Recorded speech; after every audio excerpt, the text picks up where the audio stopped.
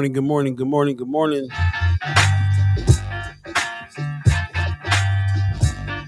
Happy hump day to you.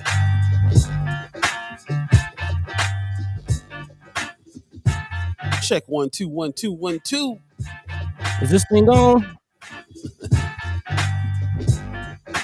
Some more of my headphones. More of my headphones. Turn my headphones up.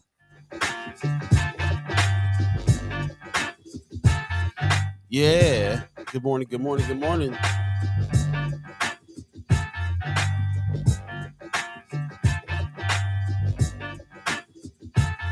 Check 1 2 1 2.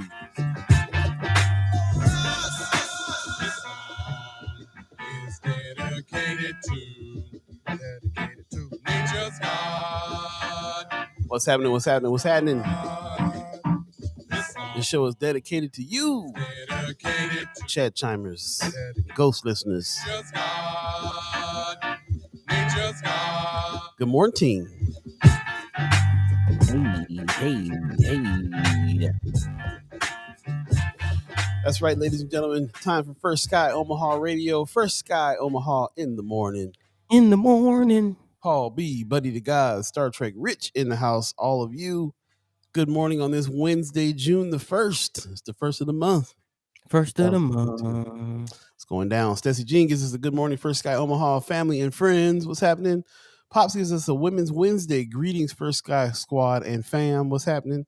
Wanda Lewis says good morning. Judy Prinzer gives us a good morning. Lucia Rodriguez gives us a good morning. Appreciate everybody getting up so early and chiming in to the chat so early with us. Thank you very much. Also, all the ghost listeners up right now. Thanks for tuning in as well. Do me a favor and share the show. If you are on Facebook, share the show on your page so we can get as many people talking today as we can. And if you're over on YouTube, thank you very much as well. Like and subscribe, all that good stuff. I see Lucia over there on YouTube. Appreciate you. Thank you very much.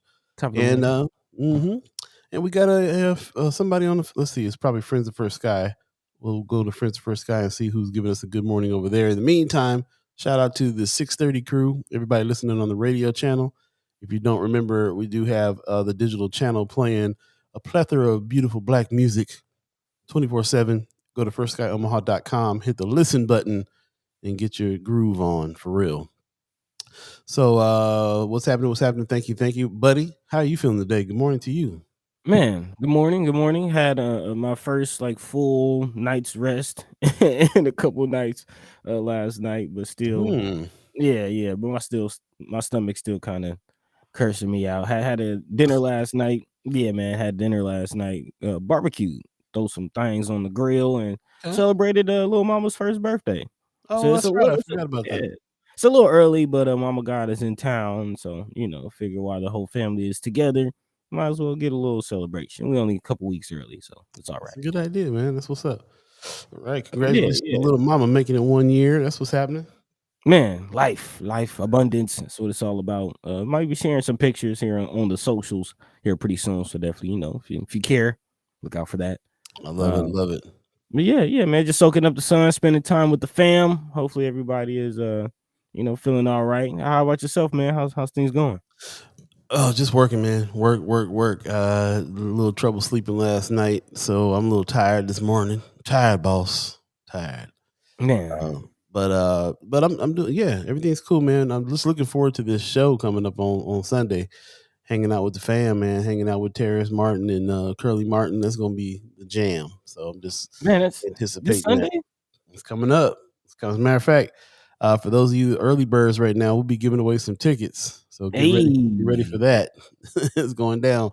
Hey, Brother Muhammad gives us assalamu alaikum, family and friends. What's going on, man? Welcome salam, brother. Also, good morning, party people. I have good coffee. That must be Erica Felt talking this morning. What's happening? Okay. Brother Valentine says morning, fam. Amy Hupfless gives us a good morning. Chelsea gives us a good morning with some sunshine. Appreciate you. You got to show me again how to pronounce the last name because I already messed it up. Amy Hupfless says happy birthday to her. Talking about little mama. Thank you. Yeah, man, that's what's up. Family affair. So, what did you eat last night? You give me the bubble guts this morning. I mean, same old, man. Hot dogs, hamburgers, baked beans. Yeah, man. Your diet ain't really ready to go back to that kind of stuff, is it? No, it's not, man. I mean, we did have like some veggie burgers and like no pork, of course, like turkey dogs and turkey meat and the green beans. You know, try to Throw some be health in. a little bit, a little bit, a little bit. But yeah, I think my stomach just not used to that type of stuff. Like Oh man, free. you've been doing pretty good without that kind of stuff on the regular. Yeah, man. Yeah, man. So we here though. We here. Oh, we here, and trying to prime my stomach because it's people. I get the sense that people are ready to be back outside fully. You know what I'm saying? Yeah, There's yeah, gonna be a yeah. lot of events. We talked about all of the arts events and shows and things going on in Omaha. There's already been concert after concert and event after event here in Atlanta. And yeah, I'm trying to get my stomach ready because there's gonna be a lot of that this summer. But you know what? COVID is back on the rise. We will be talking about that. We will be talking about that. There has been a spike in hospitalizations in Nebraska, and actually, there's been a couple people that I know out here that just recently, reached out to me. It's like, yeah, I got tested positive for COVID, Yeah, man. man. Bunch of people Yeah, out here. Also, Michelle, as you can see, could not make it today. Just letting people know, Michelle Trostler's not here. facts. But both of her parents got COVID, and she's been dealing with that. So I mean, we all know somebody who caught it again. I had to get a test last week again because I went to go visit somebody that works at a music store, and a couple of days later, he got online, said he tested positive. I was like, man, I was just at that store. You know what I'm saying? Man, Like, man. so, So yeah, yeah. It's not. We ask this question a lot of times. What is the normal? When people like, I just can't wait for things to go back to normal. It's going to be a new normal. So we definitely have to figure out how to navigate through that. And COVID test might just be a thing to get used to. I'll say that. I'll say that. Definitely not at the level that it was, but still something to get used to. So we'll definitely be talking about that. most deaf. Michelle Moreno gives us a good morning over on Friends of First Sky Omaha. Appreciate you. Von Chapman's over there says, good morning. Beam me up. Hey, That's what's up. Facebook user, that's probably Miss E, says my sister in St. Louis has it for the third time. That's the first time I heard that one. The third man. time. And she's fully vaxxed. She's got it. She got it from a friend who visited from California. Oh, dang. It's rough, bro. Yeah, so it's back rolling. We'll definitely have to talk about it more. Look like Mir Sanchez says ears on. That's what's up, man. Okay, You okay. must be driving, so drive safe. Drive safe. Yes, indeed, indeed. Anybody making that early morning commute, we do thank you for tuning in and do ask that you drive safely. Please do. Make sure you taking heed of how we wrapped up the last show, taking care of yourself, as Miss Erica Phil says, drink water and all that things, and just give yourself room to feel whatever it is that you're feeling. That was a good episode. A friend of mine hit me and said they went back and watched that. I was like, thanks for reminding me. I need to go back and watch it myself. So Yeah, we had a lot of good self care tips going on in that episode there. So check that out if you get a chance. most definitely. Most Replying definitely. to, let's see, it's been a trip because she's very cautious, but whenever she puts her guard down, she gets it. Oh Man, man, third time, man. I've never heard that. I haven't heard that one yet anywhere. yeah, yeah. That's a lot to deal with, man. And you're fully vaxxed, like. I personally would feel some kind of way, but again, if she's fully vaxxed, then she able to bounce back, I guess. But Yeah. let us know what you think. Do you get the sense that this is quote unquote over? Are things fully back open? Are you excited about the summer, about doing things that you may not have been able to do over the last 2 years, or are you kind of feeling the same going into the summer? I am curious. I do want to take a poll. Yeah. So let us know what you think. I think this is the first time in a couple years that we're going into the summer without any widespread mask mandates or requirements or things like that. Is that fair to say? Yeah, I think so. The new variants aren't as potent as the other ones, so you're not hearing a whole bunch of deaths and stuff like that. But we did reach that milestone million deaths to COVID a couple Yeah. 3 weeks ago. Yeah, So and as we see, people are still getting sick, so I will definitely be talking about that coming up. Also, I guess we got some other things to discuss throughout the day. No Michelle, but I think we are still expecting Precious to make an appearance at some point in time today. Yeah, we'll be politicking with P for sure. Yeah, man, looking forward to that as always. And also we'll be talking about Governor Ricketts chiming up on this whole gun control conversation, and of course, no big surprise on which side of the things he's falling on. Talking about absolutely when asked whether or not 18-year-olds should be able to purchase AR-15s and other military assault style weaponry. Yeah, we'll definitely love to hear from y'all on this conversation. Let you know. Or let us know what you feel on this. And then also, we kind of been talking about it, and now it's coming out in a report as far as what Nebraska schools are doing and how they are responding as far as safety measures, because we have had some conversations about cameras and things in the Omaha metro area schools. And I asked the question last class, just where will the mental space be for parents returning their children back to school next year? And I think whatever happens over the summer in regards to schools responding and safety measures being presented will definitely impact all of that. So definitely I would love to hear your thoughts on that, especially those of you who are parents. And then of course, big shout out to my man Aggie Kid. He's like the best man on the scene reporter. His descriptions is yeah. His way of going about to find information as it's happening, giving live updates and things. Just please go back and check out my man Aggie Kid's Facebook page if you're friends with him for the whole breakdown on what happened with this whole fire that took place in Omaha a couple of days ago. Explosions, evacuations. Oh yeah, 2 days ago. Yep. Yeah. I was about to say, was that yesterday? Was it? Nah, it felt like yesterday, but it was a couple days ago. Yeah, it was a major deal out here, man. We see the smoke from everywhere in the city.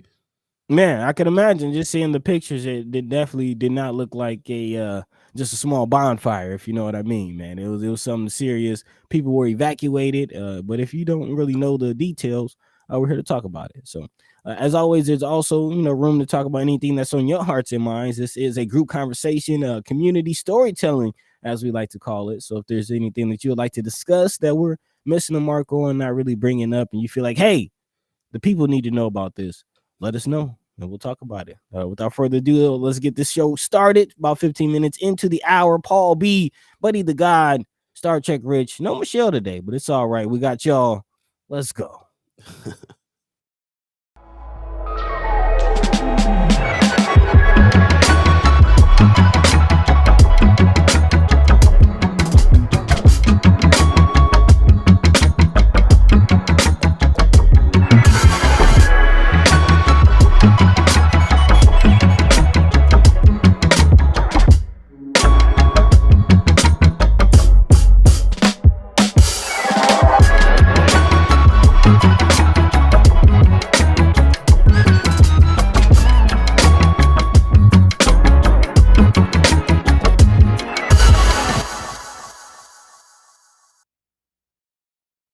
Good morning. Once again, you're listening to First Sky Omaha Radio. First Sky Omaha in the morning. Paul Beeee, Buddi3 Da Gawd, Star Trek Rich. No Michelle Trosclair today. Unfortunately, it is Women's Wednesday, but there'll be no Michelle Trosclair today. There might not be no Precious McKesson today because I just got reminded that her birthday was yesterday. And she did say something about if she turns up, she might not turn up this morning. So we'll see. But we'll see. Yeah, we'll see. Yeah, we do have all of you, and we appreciate everybody getting up early with us this morning and jumping into the chat so fast, so quickly, and getting this party started. If you're on Facebook, you're checking us out over there, please do us a favor and share the show on your page so that we can get as many people talking as we can. And also, if you are on YouTube, please like and subscribe. I don't know if you can share the show over there or not, but maybe give it a try. And so you just get as many people talking as we can, and just really appreciate everybody who's jumped in and checking us out so far. Happy Wednesday, June the 1st already, June the 1st, 2022. So a little later on the show, we'll be giving away some tickets to the Martin Family Trio that's happening Sunday. So stay tuned for that. Basically, we're going to have everybody share the show, share the event, and then randomly pick somebody who has shared the event on their page. And so, so a couple little contest things coming up here for some free tickets to Martin Family Trio coming up Sunday.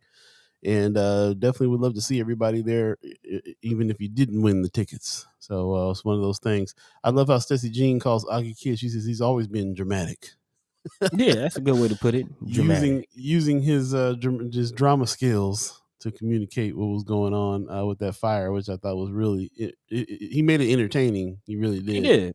Yeah, he did. So if you're having if you're friends with him, definitely go and check out his account of what happened. And I will also love to hear your accounts, especially if you're in kind of the blast radius or the area that was ultimately evacuated. I think Sister Snipes, I think you mentioned that was kind of close to your neck of the woods, if you will. Kimra Snipes was out. She was out there with a camera too, man. Oh, really? Yeah, man. Women on the scene, talking about what's going on for sure.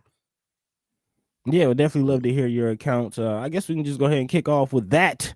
For those who are wondering, just what happened a couple days ago. There was a large fire at a chemical plant, if I'm not mistaken. Yeah. Mm-hmm. And the good news, if anyone can confirm this, I did hear that there were no toxic fumes or anything that's necessarily going to be damaging to the community. That's not what I heard. Yeah. Okay. So we'll talk about it. They're gonna have to do some testing on the air on what happened there, because there was definitely some chemicals and some propane that blew up and all kinds of stuff. Well, let's talk about it. Because there were large, loud booms that were heard and rocked the community just a couple days ago, Monday evening, and many people just kind of rounding their day down, or whether coming from visiting family, leaving work, were surprised. Some people to come home to find their area being blocked off. Black smoke billowed above the neighborhood and around downtown Omaha. Sirens wailed, and of course, you heard the lights or heard the sirens and saw the lights. There we go. And of course, railroad tracks and people's yards were lit with a chemical-fueled fire, which apparently tore through Knox Creek Incorporated, which is a warehouse located on South 20th Street. Fire officials said no one was injured in the alarm blaze, but Omaha firefighters did initially try to battle the blaze inside the warehouse, but quickly realized that the fire was too dangerous and the building unstable, and eventually fell back to pour water on the fire from outside. The building, which is actually valued just under $500,000, of course, is a total loss. Several walls collapsed, and an automatic fire alarm at the area and did alert firefighters just shortly before 7 p.m. But the fire and the fighting continued well into the night. The department's foam task force was also deployed, pouring fire suppressing foam on the blaze. One of the chiefs said some of the chemicals sometimes don't really go out very well with water. Foam kind of acts as kind of a smother the vapors of it. And that's kind of the main concern that I want to talk about. And Paul, you're saying that you're hearing some other reports as far as the vapors that's coming from this chemical fire that went on for several hours. So that's a lot of smoke billowing in the area. That's a lot of I'm not sure the term is like outspread or something. It's a lot of spillover from an event. What have you heard as far as what's in the air and how are they kind of planning on cleaning this up? I really haven't heard much, as Kimra Snipes is talking about right now in the chat. There hasn't been a lot of communication about that, except for we saw, black billowing smoke and heard that this was happening in a chemical spot. And then not much, they evacuated parts of downtown, they evacuated parts of South Side and everything, but didn't really say too much about it. I just read an article this morning that talked a little bit about how they were going to be having to test like us. There were some concerns by some people that said we should now test the air and all that. So, that's kind of the problem. Kimra Snipes says, I live on 12th and Center. She says, when I realized it was chemicals, I got out. You'll have to watch my FB Live. I'm kind of hot about communication. So they haven't really done that. Also, Weberized came on and says, did the mayor make a statement at all? I don't think so. She's not quoted in this. I think she's on her honeymoon or something. Kimber Snipes says, Ooh. I've got a list of chemicals and a whole bunch of questions. I got a list of chemicals and a whole bunch of questions. So yeah, this is, I tell you what, man, I'm all the way in Benson. I looked out and I was like, so one of these clouds ain't like the other clouds out here. That I don't know what's going on. It started blowing over towards Council Bluffs from what I can see. And the next thing I know, I'm hearing, there's been some explosions downtown. So I put two and two together and had to kind of figure out that it's a big fire happening and where it was at. The first person I saw on the scene was Kimmer, was Miss Snipes, and she was on the scene with her camera, saying, "Hey, this is right down the street from me," So she says, "I can't wait for the meeting tonight." Yeah, they're having a meeting this evening to talk about this fire. Like the community has come together and decided we need to have a discussion here, and we need to ask some questions about what's going on with the chemical part of this. Yeah, there's been a lot of questions, a lot of concerns, reasonably so. Yeah, absolutely. She says, and per the county response, there should be testing. I'm still reading through it. So county did respond. Sounds like she's reading through it now. She'll let us know what's going on there. Brother Muhammad says, if we believe that this is just another day in the neighborhood, guess again, chemicals as such will have far-reaching issues that are yet to be known. We in trouble, y'all. They know they will not tell the community, and we will suffer into the future behind chemical poisoning. I can't see how that's not the case. Like them fires burned for a while, and the smoke was thick and everywhere. They found it necessary to evacuate the surrounding areas. I don't know how much they evacuated, but I hit up Augie Kid like, "Hey, I know you downtown. What's up?" He's like, "Yeah, I can't even get back over to the house." He was somewhere else. And what really made me be like, "Oh, this is serious," is when Michael Scott turned on his phone cam. I can't even figure out. I didn't even know he knew how to do that. Turned his phone cam on. It was out the window like it's getting worse. I was like, he's like, I don't know if I need to leave. And then they ended up, and then right after that they evacuated a whole bunch of people. So I was like, man, this is bad. Yeah, you do need to leave. Yeah, you do. It's bad. She's gonna send me the list of the chemicals that she has. So I appreciate that, Miss Snipes. Miss Snipes on the scene with that one. But yeah, it's kind of a big deal out here, man, because the fire just kept raging, kept getting bigger, and then apparently there were like propane tanks inside, and they started exploding, which caused the fire to last longer. So it was something else. I couldn't imagine being down there and having to get evacuated at that point. So I just called everybody I knew that lived in the area. And they were like, "Yeah, they've evacuated us. We're not around."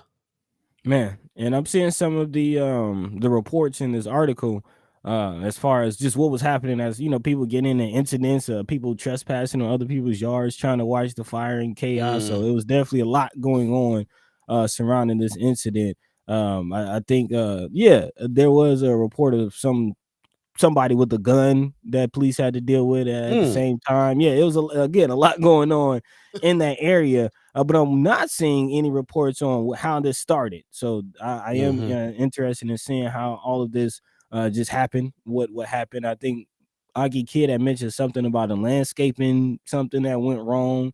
I don't know. I'm definitely curious to see who's responsible for this. And then furthermore, what they are responsible for. I'm kind of curious to see, as Cameron said, there is a meeting. There's also been a report that was issued by the Nebraska Regional Poison Center. They sent a notice to the Omaha area emergency departments.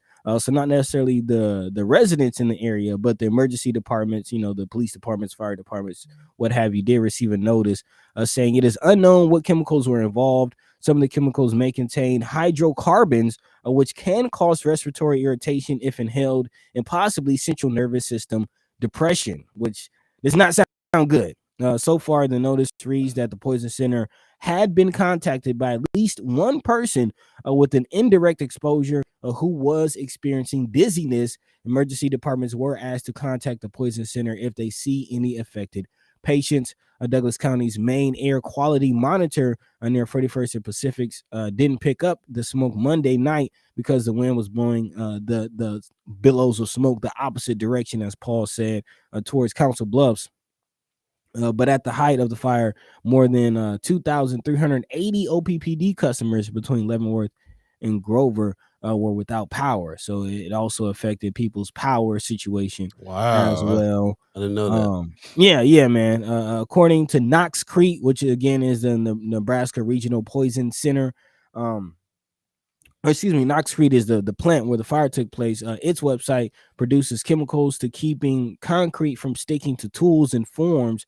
Its product line also includes bond breakers, liquid floor hardeners, joint fillers, sealing compounds, and water repellents. Nothing that sounds like anything I want to be inhaling or breathing in. So again, there's been at least one report of dizziness. If anyone else that was in the area, has felt any of that, definitely call in and don't just wait for it to go away.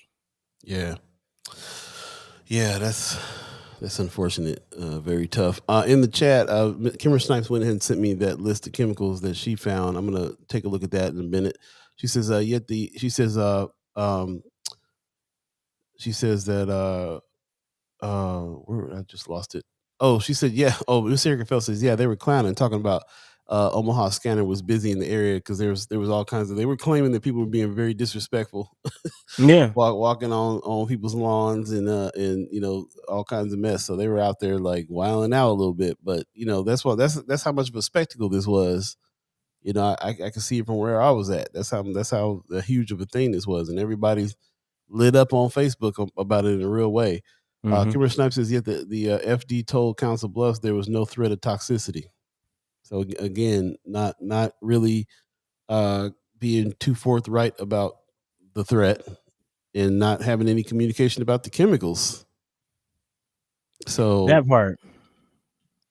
That's the thing. I mean, that's above all else, that's really kind of like what we gotta. I mean, it's a shame that you gotta go out and kind of figure that stuff out on your own, kind of or something. And then a hot also like mess. what kind of chemicals is the city allowing to be stored just downtown? Like what? Well, it was some kind of plant. It was some kind of thing that was manufacturing something, right? Right. It's called Knox Creek. Yeah.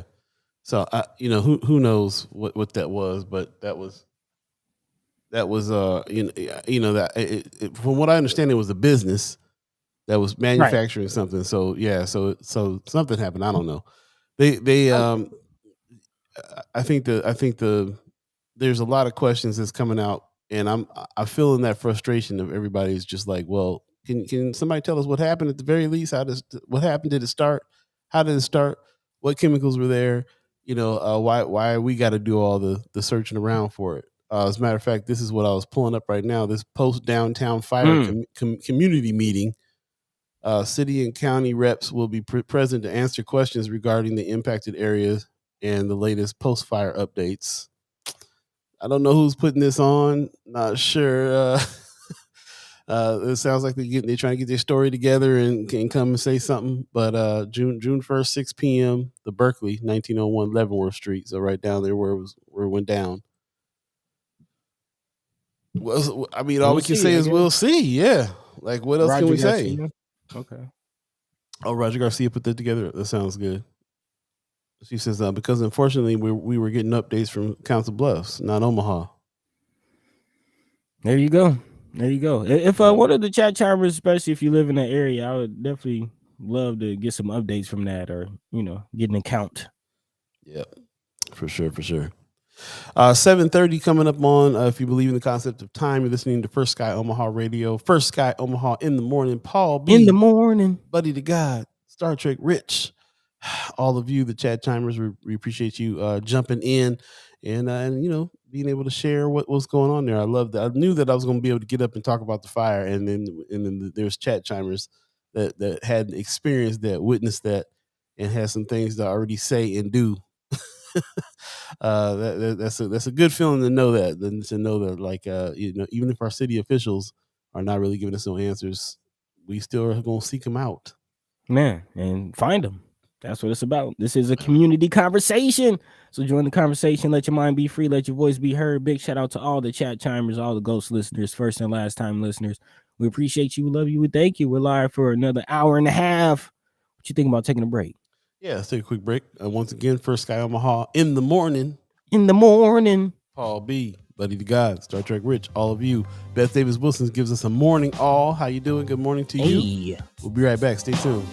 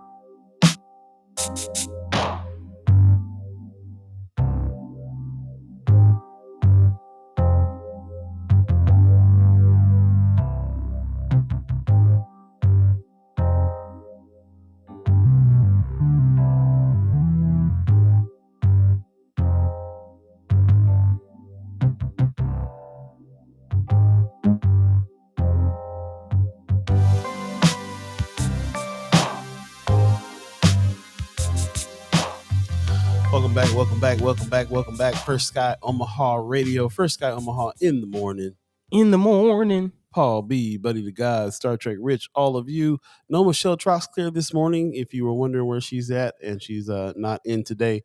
So we will not have the soapbox moment today. So hopefully everything's okay with her. And we will be politicking with P a little later, we think, because Miss Precious McKesson's birthday was last night, and she might have had a little too much fun. She warned us that she might not be coming in the day after her birthday. So she did foreshadow. She did foreshadow that might be happening. In the chat, Judy Prism says, I smelled a burning smell at Midtown Crossing this morning. So some things lingering, it sounds like to me. And everybody's been chiming in the chat pretty well. I really appreciate that. We talked a little earlier about what was going on with COVID. Pops in the chat said, I feel that the situation is the same, and I'm continuing as I have for the last couple of years. Also, the government by design is not reporting the COVID situation as they did before. They now report the categories that show more favorable numbers, and they no longer report things like how many over 65 are still dying in the way they did before.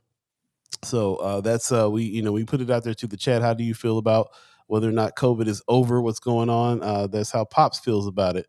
Also, brother Inomar Valentine in the chat earlier says, do you have the article regarding North Omaha being the worst neighborhood in Omaha? Please post to the chat today. So that is in the Friends of First Sky Omaha. I have seen that article, and definitely check that out, and we can talk about that. That's on your heart and mind. We'll definitely pull that together and talk about it as well. Also, a little later on, Brother Muhammad says Inner City Blues. That's what it felt like last couple of days for sure. Cameron Snipe says, I just got tired of the same conversation about communication. I literally just went to city council a couple weeks ago venting about communication. So yeah, it's a situation where conversations are being had behind closed doors. And obviously people really want to know. I mean, people that live right there next to it got affected, got evacuated from that fire 2 days ago. Really want to know what the chemicals were, and if they're lingering in their houses that they had to be evacuated from, and everything else. Yeah, it's one reported person with dizziness, but I wonder how many more people, felt the effects and didn't even put two and two together. Like, man, I might be inhaling something, that might be in the air. I feel like, it could be more than one person, definitely with a chemical fire like that. Yeah. She says, Brother Muhammad says, Brother Valentine says, makes me want to holler. Also, with self-testing, there are no accurate COVID-19 numbers. Ms. E is talking about for sure. That's a good point. Brother Muhammad said COVID is working as planned. So also, let's see. She said she sent the list over. Yeah, well, I'm gonna try to pull that off the phone and try to take a look at the list of chemicals that you're talking about. 9 hours ago, officer driving by saw a fire starting again at the Knox Creek site. So now they have 24-hour watch. That's crazy. Yeah, that's some new news there. Didn't know that. I saw the pictures and thought it was all burned all the way down to the ground, but apparently not. That's the thing with chemical fires, man. Like, there could be a pool of chemicals somewhere under all that debris or something that's just waiting to get a spark, get some smoke, and could heat right back up. That's definitely I've heard the chemical fires are some of the worst fires to try to put out and battle. So yeah, I think that's smart for them to be under a 24-hour watch, but I definitely agree with Sister Snipes with something of this magnitude and this nature. There definitely needs to be some kind of communication. Well, there's going to be some communication tonight, tonight at 6 p.m. Yep. Post downtown fire community meeting. City and county reps will be present to answer questions regarding the impacted area and the latest post-fire updates. It's going to be at the Berkeley in 1901 Leavenworth Street. I can't imagine that Miss Kimmer Snipes is not going to be there with a list like, listen, people, what's really going on? Right. So what does this do? What does this do? Isn't this in that Johnson & Johnson baby powder? Man, I'm saying. Yeah, she's going to go down the list, see what's happening. She says, I'm grateful no one was physically hurt. Yeah, me too. I'm glad everybody got evacuated out of those high-rise buildings and stuff. I think Michael Scott lived on the 8th floor or something like that. Man. So, I'm glad everybody got out okay, for sure. Beth Davis Wilson says, since the people are railing against being informed, want their freedom from the COVID news so they can get on with their lives, they are dumbing it down, leaves those who want to know so we can have some freedom in the lurch. Well said. I definitely agree with that too. It's like Pops was saying earlier, it's definitely a thing. It's definitely a planned thing for them to stop reporting numbers. And then, like Miss Erica Phelps said, there's we're all self-tested now. So how do you report those numbers? We can still only really report the numbers of people getting hospitalized for this. And that's really kind of the only numbers that I feel like we can trust at this point. Well, that's kind of how I kicked off the show, and I would definitely love to hear your take on it more as far as preparing for this summer. We talked about all of the events that's planned for the summer, Maha coming back, all types of events happening in the area and nationally. Again, is it fully back open, or are you still comfortable going out to these types of events, going out to public places, festivals, things like that? Or are you kind of still a little wary? And to that point, yes, the numbers, if you remember, Nebraska just completely, like, they didn't choose certain numbers they completely stopped reporting at all for some time. So, and actually in preparation for the show and reading through this article, I went back to look at some of the numbers for COVID and just kind of maybe gauge some of the up and down and how things are going. We are currently on a downward spike as far as COVID numbers, but there's a gap in the numbers for Nebraska that kind of makes it hard to read the ebbs and flows of COVID numbers. So as Paul mentioned, all we really have is hospitalization numbers, which are currently constantly being reported. And according to those numbers, COVID is actually up. Hospitalizations due to COVID-19 have ticked up in the last week, according to the Omaha World Herald. Last week, ending in Saturday, there was an average of 86 people hospitalized with COVID in the state of Nebraska, which was up about 19% from the week prior. And that's all according to figures from the CDC. And according to the CDC, statewide case numbers were down slightly, but that appeared to be due to a delay in reporting some positive test results over the Memorial Day weekend. Daily numbers earlier in the week suggest cases are up about 10%, which would mark the 7th straight week that numbers have been up. So there is a slight increase that is going on over the course of several weeks, which could mean, things might not be as good as we expect during the summer. The Nebraska Department of Health and Human Services Respiratory Illness Dashboard indicates that the state record 2017 new COVID cases for the week ending in May 28th. That also represents an increase from the preceding week. So again, according to those numbers, things are ticking back up. Of course, we have flu season kind of still in effect. And also RSV, and then other diseases like the monkeypox that's out there now. There's hepatitis cases being reported, especially in children, which we really haven't talked about a lot, but that's been linked to fresh strawberries, which again is heating up, so more and more people are going to be indulging in that. So yeah, there's still a lot out there to worry about. Yeah, sounds like it. Beth Davis Wilson says we mask still. Haven't had a cold since COVID began, and our youngest grandchild is vaccinated yet. She's probably saying isn't vaccinated yet. They said that was coming in May, then June. So you're talking about the young grandchild, because I think it was like under 5 for a booster or something was still being discussed. Yeah. And Stacey Jean says the same thing. I haven't had a cold in 2 years. Christy Norris says if it's outside, yes. I guess that's her stipulation for going out. Okay. Also, somebody else said something a little earlier. Let's see. Well, Miss Erica Fell is talking about the fire again, saying residual effects from the fire may not known or seen for months until families start having unexplained respiratory issues or 3-headed babies. Okay. Yeah, you might not see that and I think that's the other part of it too, man. If there's any people that were living in the area that got affected by this chemical fire and it affects their breathing or their lungs while we're sitting up here still going through COVID and getting hospitalized for it. That's where my mind is. Yeah. Stacey Jean says, I'm careful about the events I attend, not giving up my mask. And I agree with that completely. I told y'all last year, mask is part of the outfit now, bro. You can coordinate it with throughout it's got to happen. So I definitely don't think I want to give that up, especially in any kind of circumstances that there's a lot of, big crowds of people around that I'm not sure about. That's really all there is, Again, the new normal. And masks.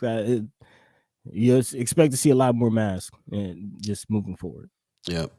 Brother Muhammad says, you never hear any data about Amish community. It would appear that they have mastered the COVID and everything else.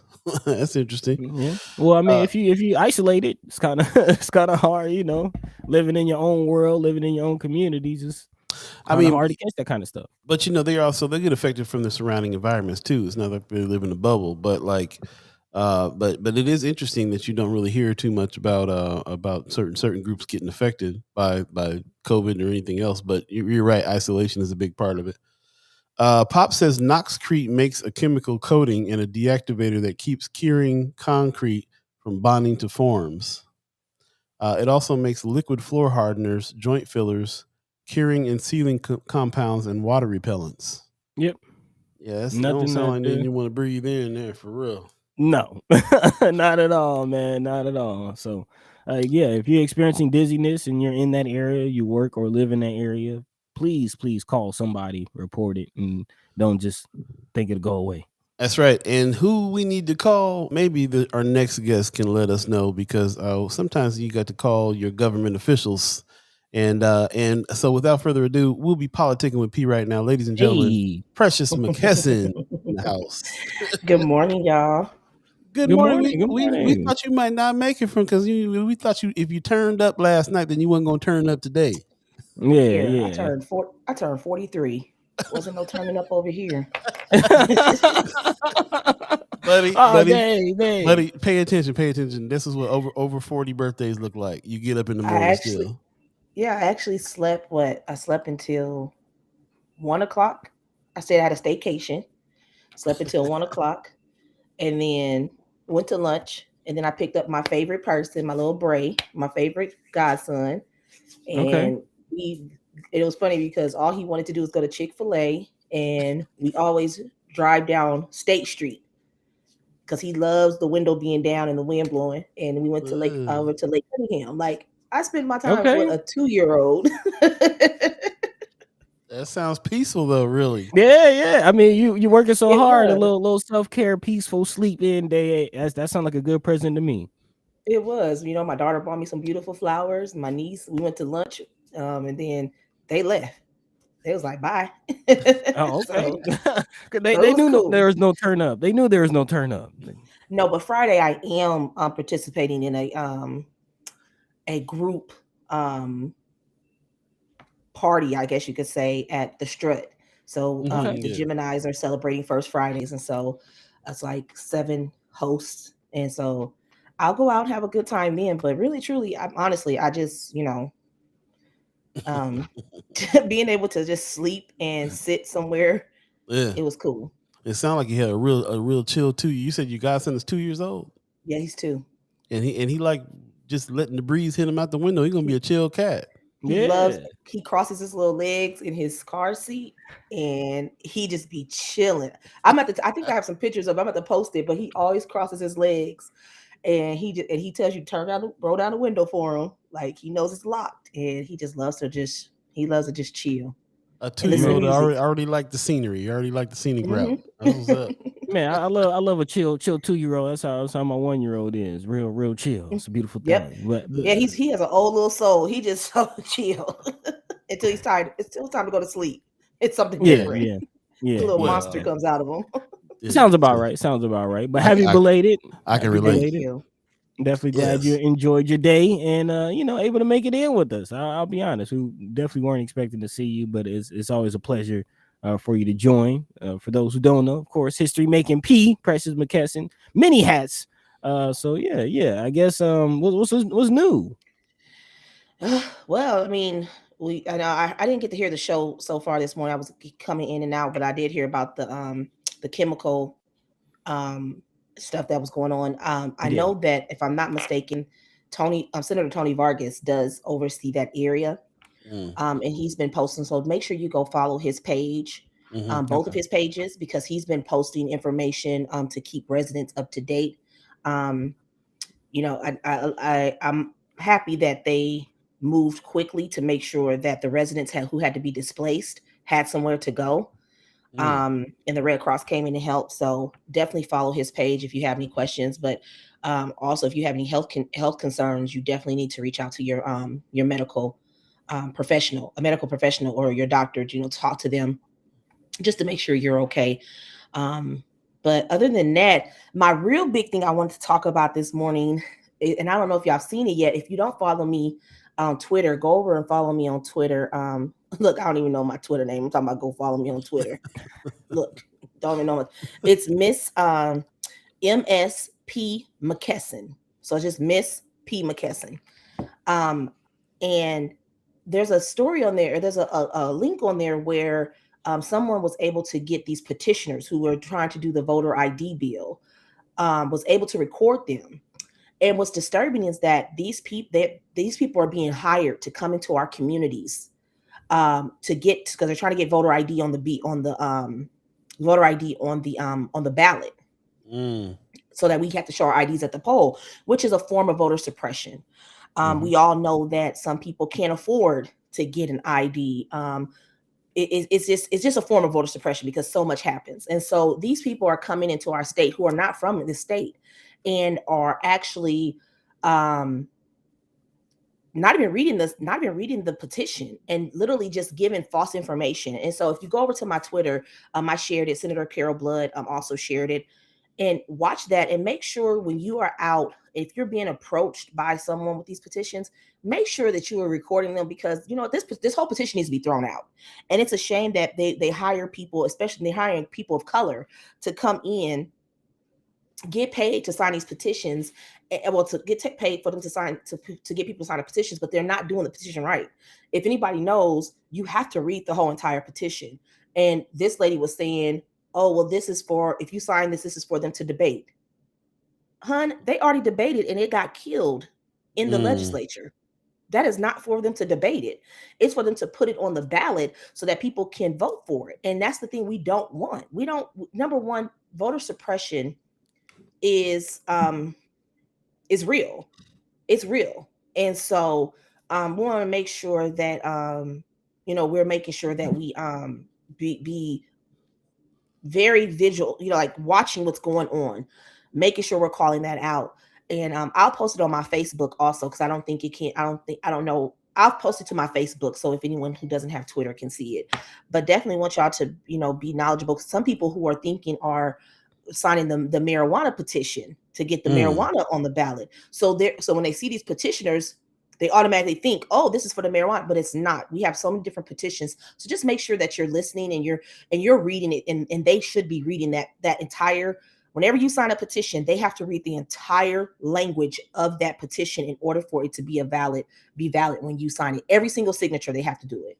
And it's crazy. Yeah, so definitely.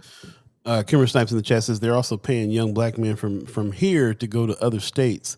The problem is that we can't raise the money to pay people to do ballot initiatives like the Republicans can. They got our people thinking they're doing something positive and putting money in their pocket. The young people doing it believe what they are doing is good in a lot of cases as well. Yes, she is absolutely right. I didn't know that they had to read the whole initiative. Yes, I've seen them. You be at the grocery store. They come up to you with a ballot. They tell you what it's about, whether or not you want to sign it. No, you have to read. There's a part they have to read. That's why I won't do it. Wow. You gotta sit there and read that whole thing every single time. Now, only way you get away with it, I shouldn't say get away with. The only way it benefits you is if you got a bunch of people standing right there and you're like, hey, here you go. And you read it and they all sign it. But you have to read that every time. And it's sad because we know that right now times is hard. And if I'm not mistaken, and somebody correct me, Kimmer, if I'm wrong, correct me. If I'm not mistaken, Slama is behind this ballot initiative, and it wouldn't surprise me if Ricketts is pouring money into it. And that was my question as far as like, who's the they? We always say follow the money around here. Like, who's the they doing the payment? Who's managing this? Who's reaching out to these people? Who's organizing all of this? And you're saying it's Republicans? That's what it sounds like. Oh yes, it is, because I mean, who else is bringing up the voter ID bill? Yeah, who else? And Kimmer's right. I don't think you may not even be able to do it in groups. I was trying to give him a pass, but it's like we have to understand, and I tell this and I say this, and I think I've said this numerous times on the show. If our votes did not matter, why would they be pushing so much money to keep us from having to vote and putting voter suppression laws in place? They even paying young black men to do something. Your voice, your power is your voice. That power is your vote. Your power, use it. I don't know. I can't express it enough. And it's sad because we know that times is hard. And what they're doing is like, it's like they're preying. Like you have these predatory loans, when you go the paycheck advances. Now you have these people who are preying on the poverty. Maybe poverty pimping and having our young black men out here thinking that, like Kimber said, thinking they're doing something good because they're trying to put money in their pocket. And then they're actually doing something who's going to disenfranchise us. Right. I got some cousins. I got some young cousins out there on the street with them clipboards, man. Really? Yeah, it's a very common thing. It's like how it affects us. The takeaway for me is that I didn't know the rules either. Beth Davis Wilson says nobody has ever read her. What'd she say? She says, I never had an initiative read to me. Neither have I. Didn't even know that was the rule. Yes. Might have signed some stuff that I didn't want to sign. You know what I'm saying? And for me, it's because young black men are coming up trying to be active with something positive and political. And they're in 18, 19, 20 years old. And they eloquently explained to me what it is that this is for. But in a very short, quick, knowing anybody got no time, very short, quick thing. Like this is what it's about. You might want to get down on this. Okay, cool. Yeah, it's sad. It's sad. We gotta really make sure that we're sending out this message, and then we need to increase. We definitely need to be increasing the minimum wage here. We need to have a livable wage. Forget increasing the minimum wage. We need to have a livable wage so that people can be able to take care of their families. We have to have that. Not get preyed upon. I mean, they know that people are struggling financially and would like to do this. And I didn't even think about that aspect of people, like young people getting some money in their pockets, actually being civically engaged, so they could easily feel like they're doing the right thing, but just due to a little lack of knowledge and really lack of understanding of what it is that's being asked of them. Right. Just like there's this guy, I watch a lot of, and I shouldn't say this out loud because people be like, girl, you crazy. But I kind of watch some of the Trump rallies just to see what he's talking about, even though it's the same thing he's talking about. But there's always this one black guy behind him. black guy, and I am now convinced because he was in at the Omaha not the Omaha, the Greenwood rally when Trump came to Nebraska, but then I saw him in a Wyoming one, and I'm like, this dude is getting paid to go with Trump. And he sits and when I tell you that he yells like he's crazy, sometimes he be on his cell phone during the thing. I notice him all the time, and he's like so loud. And the last time he was here, he started off with one shirt on. By the time Herbster came on, he had a whole Herbster shirt on. Oh, I've been watching this man. So I was like, this man is really getting paid to travel with Trump and look like a fool. To be a token. Back of him. Yeah. I'm gonna call. I got a first cousin that be out there with them clipboards. I'm gonna call Young and talk to him and see if he's even getting told that he's supposed to read it. We don't even know if they're getting taught that he's supposed to read the whole initiative to people or any of that. Like I like to know what they said to him, how much they're paying them now. Or really see how much he actually understands the petition. Like just ask, I got a little more time. Just really explain it to me, and also. Hold on, go ahead. I'm laughing at his comments. Yeah. We just laugh at his comments and keep it moving. But I did see this article this morning, and quite honestly, I read the headline and kind of glossed over it. But now that you bring this up, and I'm actually looking more into this article, I'm thinking this is the same article. It seems like it's not just petitioners, not really giving the full petition, but there's actual. This article, Omaha World Herald, says there's some actual misrepresentation going on. It says Nebraska voter ID petition circulators alleged to be misrepresenting themselves as state workers, which is something a little more.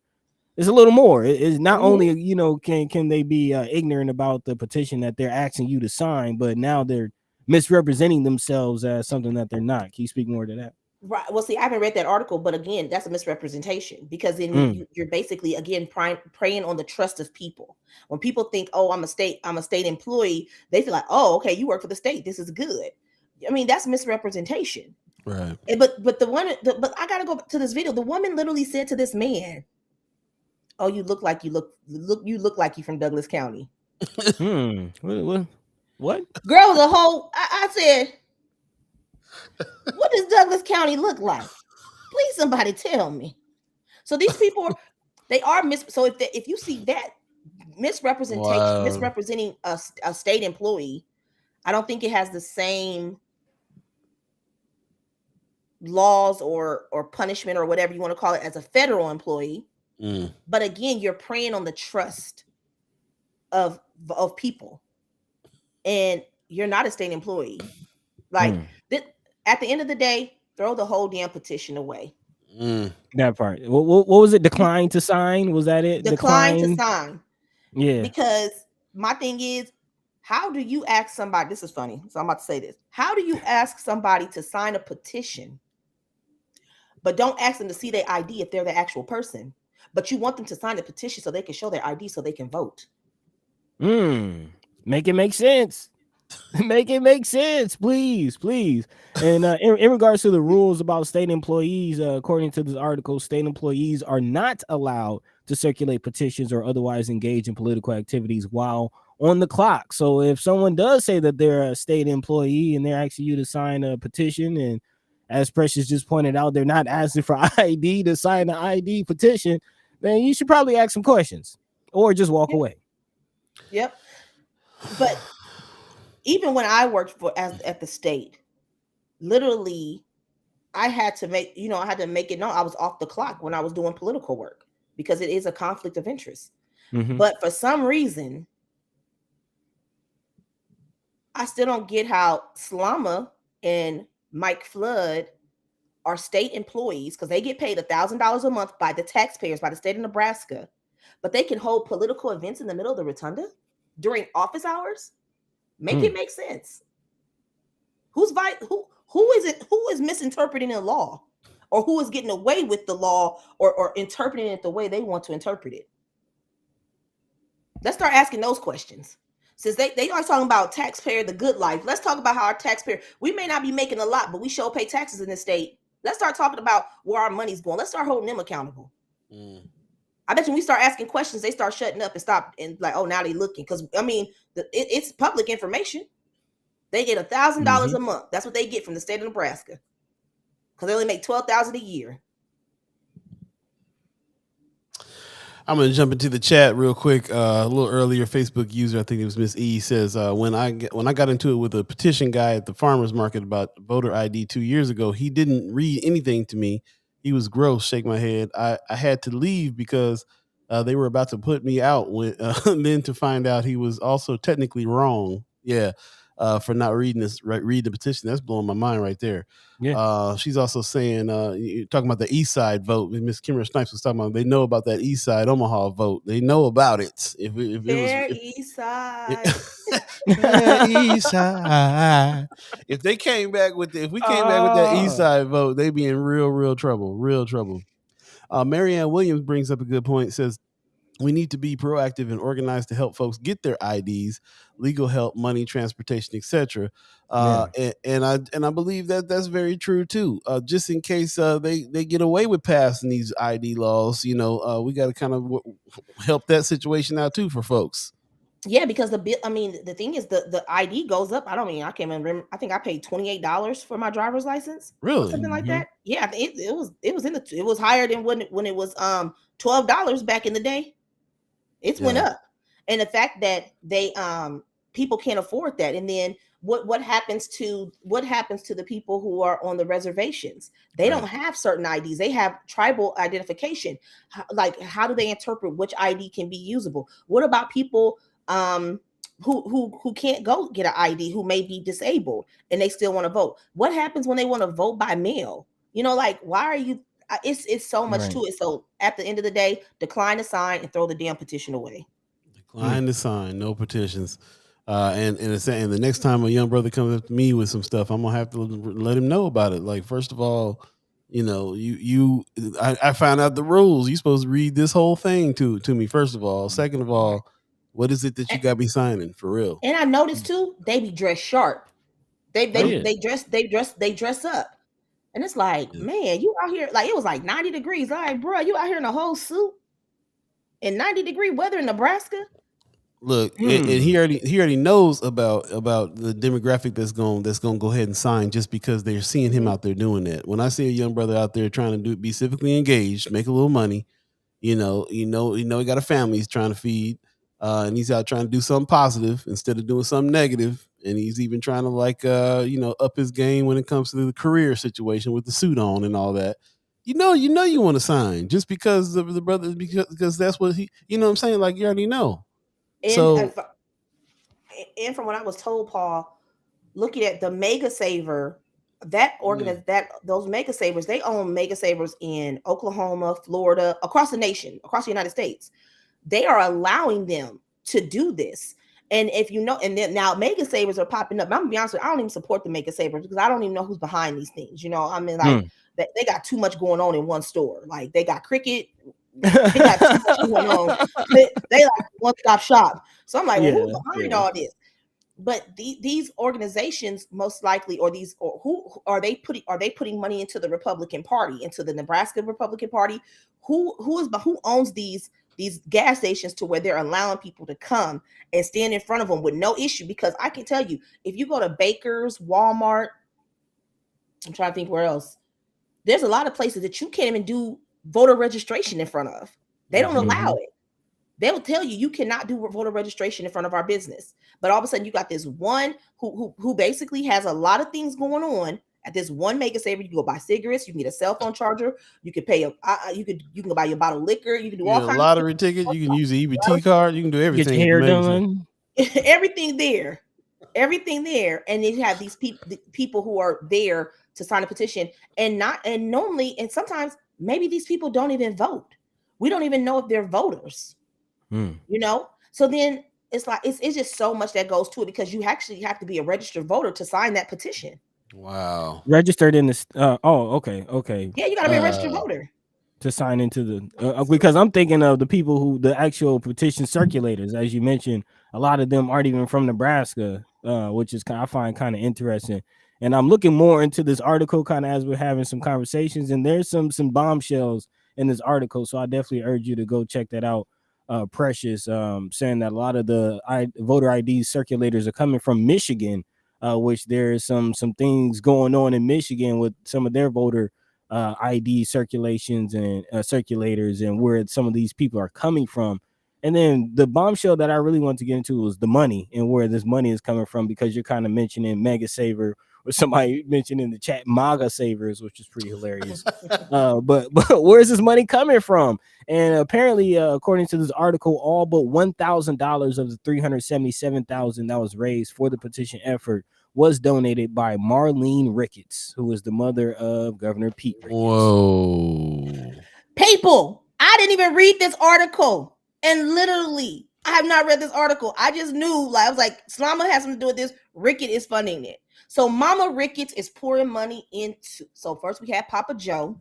Now we got Mama Marley. Wow. All but 1,000 of the 377,000 has been donated by Marlene Ricketts. And reports filed with the Nebraska Accountability and Disclosure Commission show that the drive had about $36,000 left as of the end of April. However, Slama says she expects the grassroots support will continue. So they're not going to cut off that money tree just yet.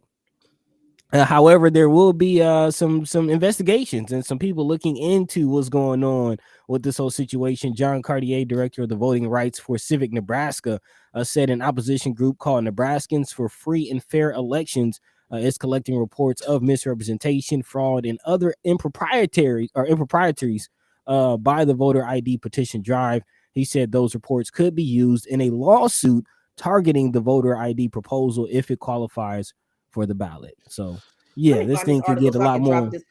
Man, yeah, this could get a lot uglier.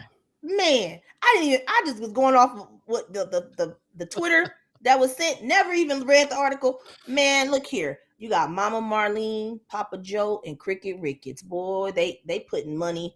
They pouring money into this state. They don't pour money into the state to say, we gonna kill your kids. We gonna kill you because you're on a death penalty. We're going to order some drugs by mail. We're going to stop you from being able to have an abortion, but we still going to kill you in the prison. And we're going to build some new prisons. Mm-hmm. What else they doing? I'm so sick of these damn Ricketts people. They're making America great again. Leave them alone. Man. Yeah, I had to squeeze that detail in there. This is MAGA country. And let's not forget, they done pulled out that ugly plate yesterday, that new license plate with a naked man on it. Another naked man on it. Yeah, that's thank you, Facebook user. That's something else that he's doing. Another article that we'll be getting into as far as Governor Ricketts with the 18-year-olds can't buy cigarettes, can't buy alcohol, but you can buy a gun. And not just any gun. You can get one of them AR-15s if you want it. And he's all about it. I'm gonna jump back into the chat here real quick. Nika Johnson gives us a happy Wednesday, everyone. Thanks for joining us. Also, Von Chapman a little earlier says, is it too late? Speaking of petitions, is it too late to put TIF on the ballot via petition? The 15 to 20 tax deferment for the rich builders and developers is causing property taxes to increase. This would appears to be taxation without representation. You have to go a little bit more into that, because I think Senator Wayne passed a bill where they actually extended longer. But I mean, TIF is not. We can have a whole conversation on TIF, because TIF it does look as if the reason why I feel like it looks like it benefits the rich builders because they're the ones with the money. But if we had, it could benefit our community if we had the builders coming to our community. Yeah. But no, it is too late to get that on the ballot. All ballot initiatives have to be in by a certain date. But definitely, when we're done, I'll throw that bill in to that Senator Wayne did. A few years ago. Yeah. It's just to let you guys know, it's 8:10, coming up on 8:10 right now. If you believe in the concept of time, if you're just joining us, First Sky Omaha Radio, First Sky Omaha in the morning. Paul Beeee, Buddi3 Da Gawd, Star Trek Rich, and we got Precious McKesson in the house. We politicking with P today, and man, she's blowing our minds about some of these things that's going on, and I'm just like this new information here about what's supposed to happen when a young brother comes up to you in the parking lot young brother or sister. Or sister, yeah, or come up to you in the parking lot of a grocery store and ask you to sign a petition. Just don't sign it. I'll just say. Well, no. Let's clarify. Okay. Ask them what the petition is for. If the petition is for the medical marijuana, I encourage you to sign that petition because that's going to be on the ballot. Because remember, there was a bill that was passed in the legislature by Senator Wishart and Senator Moorfield. Mm-hmm. It was passed to legalize the medical marijuana. Pete Ricketts then turned around and invested money, and it went to the Nebraska Supreme Court, and they shot it down. Yeah. So now they're going back and saying the voters now have to decide. So the one thing they didn't do is say, okay, well, we're done. Yes. If it's a medical marijuana petition, I encourage you to sign it. But if it's a voter ID petition, I wouldn't sign it. But here's my question: is it valid? Is it valid if they didn't read the initiative to you? If they don't know you're a voter signing, is it even valid if you sign it? Well, what they do once the signatures come in, they'll go through and they was able to they can figure out who's a registered voter or not and all that, right? Yes, they can figure out who was the registered voter and stuff. Okay, and then they will decline who is on there or not. Yeah. And if I'm not mistaken, that medical marijuana bill was stricken down on like a technicality. Well, it's like something in the language. I remember reading reported that they struck it down because it was basically, they said it was like two different bills that was wrapped up into one, and you couldn't do that. Either way it goes, he took it to the Supreme Court. Right. Regardless of where it came from, Ricketts had an influence on it. Now I know we did pass the hemp bill, which was funny that you pass a hemp bill, then people apply for the hemp bill and they decline it. Hell, they even declined Senator Wayne from being able, and he's the one who introduced the bill. Yep. They denied his application. Oh, why? On what grounds? What did they do that? I don't know. I don't even remember, but I know they declined it. I remember him saying that during the interview. Yeah. And now you got these smoke shops and these Delta 88 shops popping up all in the community, and and I'm talking about those. They popping up faster than Albalato's pops up too. But look where you a mess. But look where they were at though. All of those locations are former payday loans. Because they struck down the predatory loan law. Right next to the MAGA savers. Hey, it's 8:13. We coming up on 8:13 right now, and let's take a quick break. Precious, do you mind hanging around a little minute longer? Yeah, I can hang around a little bit longer. All right, cool. Yeah, there was actually a root report that I want to get in with you a little bit. Yeah, we'll take a quick break and come right back. We're with Precious McKesson. We're politicking with P right now. First Sky Omaha Radio, First Sky Omaha in the morning. In the morning. Paul Beeee, Buddi3 Da Gawd, Star Trek Rich. Stay tuned. We'll be right back, y'all.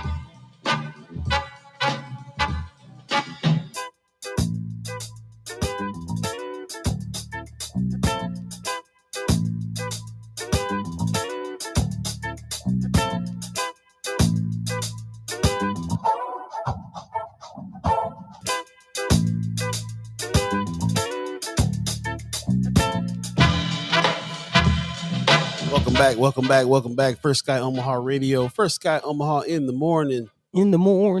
Paul Beeee, Buddi3 Da Gawd, Star Trek Rich. We got Precious McKesson in the house. History making P. We're politicking with her right now. And Michelle Trosker is not here today, so no Subbox moment. So we asked P to stay a little bit longer and talk about a few things here or there. So thanks for everybody that's chiming in the chat. Really appreciate that. Marianne Williams in the chat says, Marianne Williams in the chat says, Nebraskans voted and passed the measure. The lawsuit said that it asked 2 questions on the ballot and should have only asked 1. Right. So yeah, that was the controversy there on the situation with the cannabis there. Dave Pontos is in the house. Says good morning, all. What's going on, my brother? Good. I'm appreciate the work that you do. So yeah, just always a pleasure to have you on and talk about, just hang with us. Feel free to chime into the chat. But before we continue on, buddy, you said you had something that you wanted to enter. You wanted to ask P about.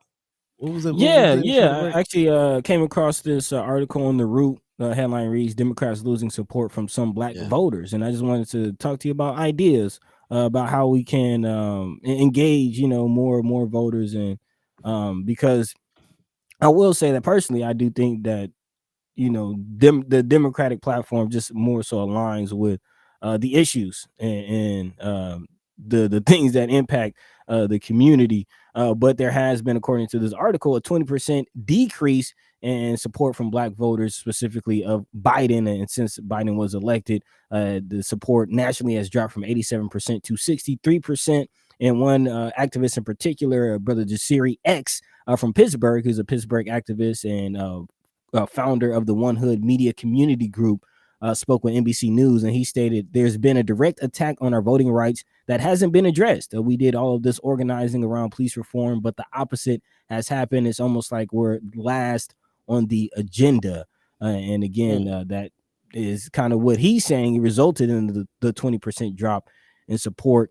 And Harrison also acknowledged that there is more work to be done, but she says that addressing issues pertaining to the community is a complex issue. She says we particularly want to do more, but we got to have more votes in the United States Senate in order to do it. Other issues such as inflation, Biden's inaction regarding student loan forgiveness, pandemic relief, what have you, have all disenchanted black voters, according to this article. Then Biden has diversified the Supreme Court, White House, and Federal Reserve. However, there's still more that he can do, again, according to this article. So I'm just kind of curious to hear your thoughts and how you feel like we can engage and get some of these numbers up. Okay, well, I appreciate that. Number one, I say this, and I say this with all respect, because I'm always going to be a Democrat, but we got to remember when we're running for office, when people are running for office, I think what has happened is that Biden ran on a platform, and number one of the platform was that the student loan forgiveness. We're now what, 2 years in, we're 2022, 2 years into the administration, and we've still not seen the $10,000 of the forgiveness from the administration. What we've seen is the Department of Education do their part of going back in and making sure that people who qualify for the waiver qualify to have their loans deferred, waived, and deferred, forgiven. They've done that part, which they've done billions of dollars in it. But still, we're looking at what was ran on in the election, and I've always said this, and I'll still stick to this no matter what.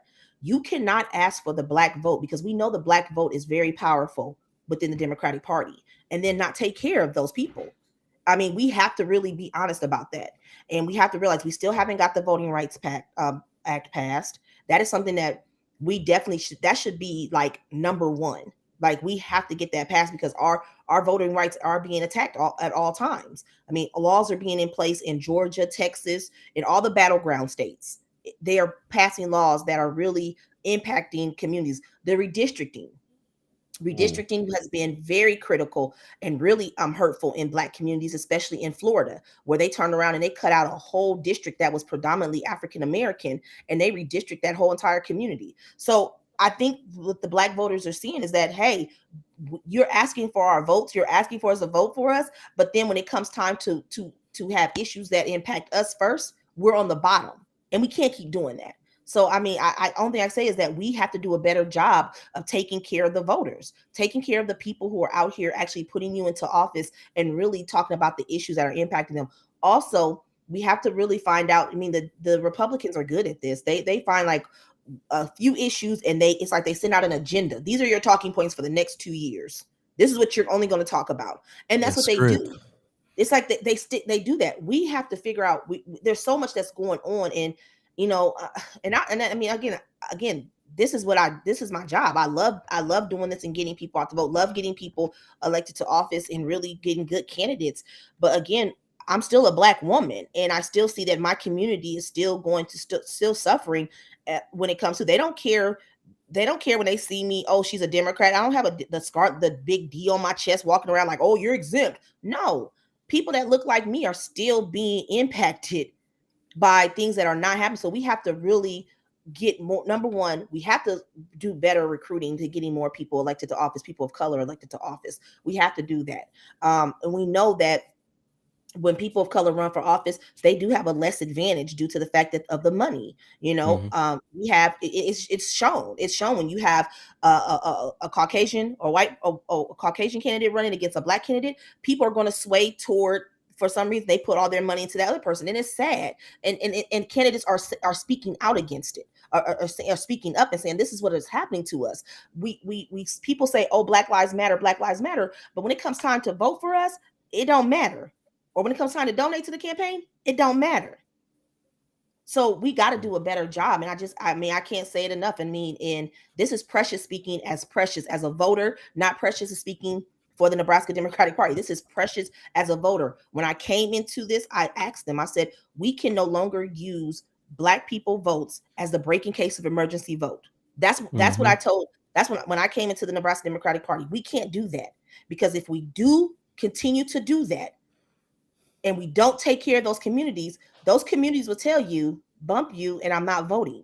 And it's not that they're going to vote for the next person. They just won't show up at the polls. Vote at all, right? And we can't afford to have people not showing up to the polls. We can't do that. So we have to be taking care of communities of color, because we know many of the things that come into, I mean, I can get on this whole thing and I could be on here forever. And I know Kimmer on here, Kimmer could get on here. Like we could have a come to Jesus moment on here with this.